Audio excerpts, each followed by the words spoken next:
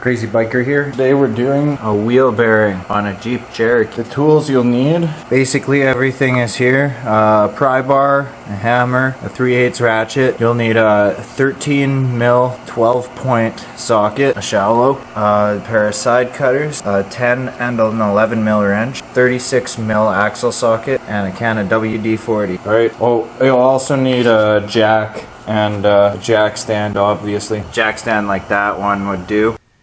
Start by taking the wheel off. Okay, get it jacked up using whatever method you use. Oh, that's too slow.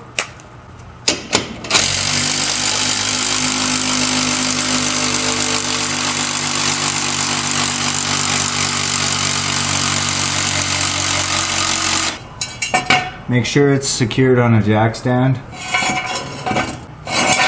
Put it over here. Now I want to rest it on the jack stand because it's a lot more stable than this piece of crap.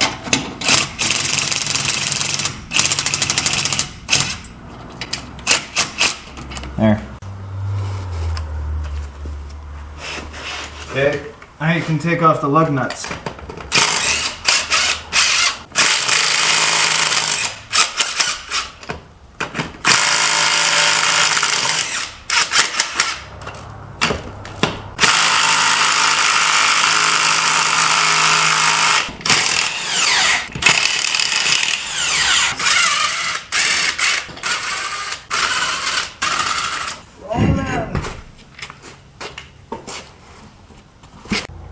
Two 10 mil bolts for the brakes, one up there, one down there. Don't undo the bleeder.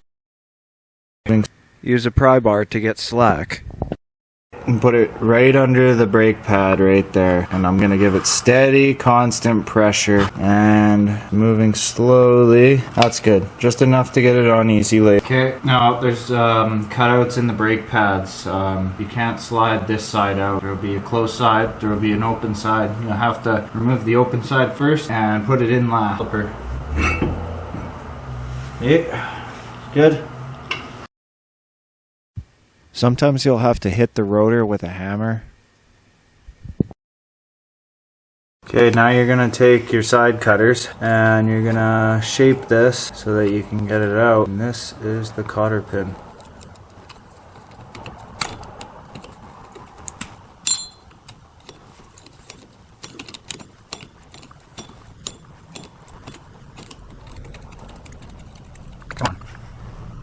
Cool. Now there's this cover that holds your nut in place. Cotter pin goes through the slots holding this in place. Here's a little spring so everything doesn't move around. It goes on top of the nut. Okay, now for your 36 mil socket.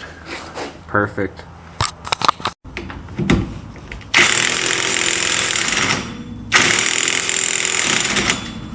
Need something to hold it.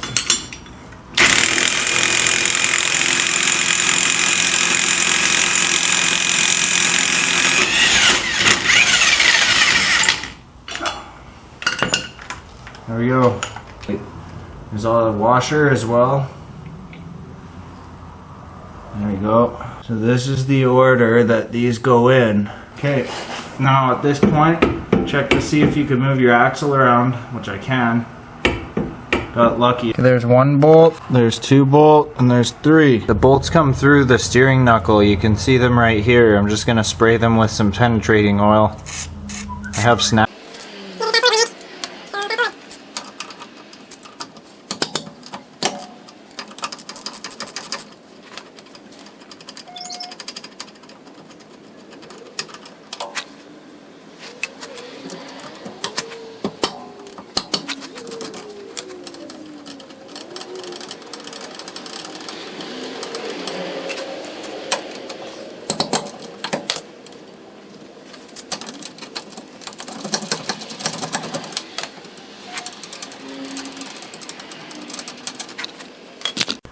Now you just beat it off with a hammer.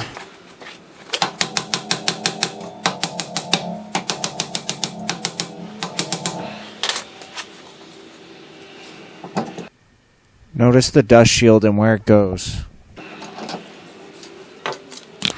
So this is my backing plate. I chopped most of it off just so that rocks don't get stuck behind it.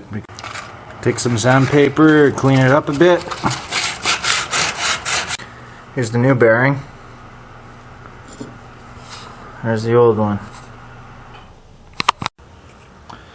Alright, so just do a reverse of what you just did. Okay, don't forget your backing plate. Put your bearing on, not all the way. Make sure that you tighten the bolts in sequence kind of evenly, and just about as tight as when you took them off.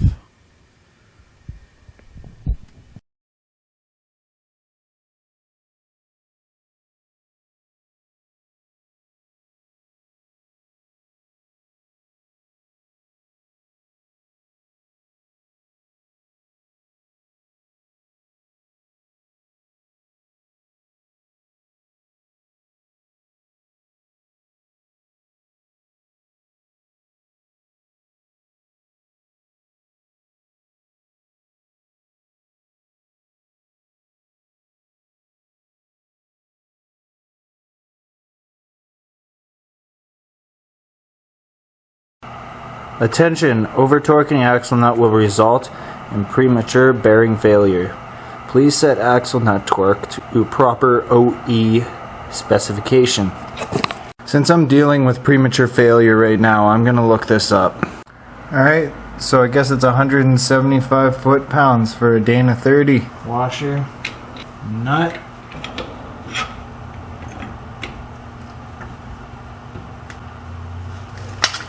Okay, I got the pry bar jammed in there. Okay, so that's 100. So I'm gonna put a little bit more than twice that. Or, I mean, a little bit under twice that.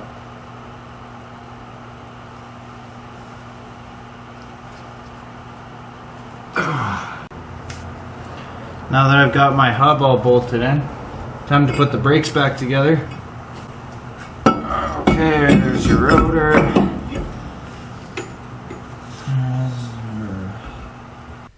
Make sure your sliders are out of the way when you're putting the caliper on, and also make sure that you don't over tighten the bolts. Those are not good to strip. Let's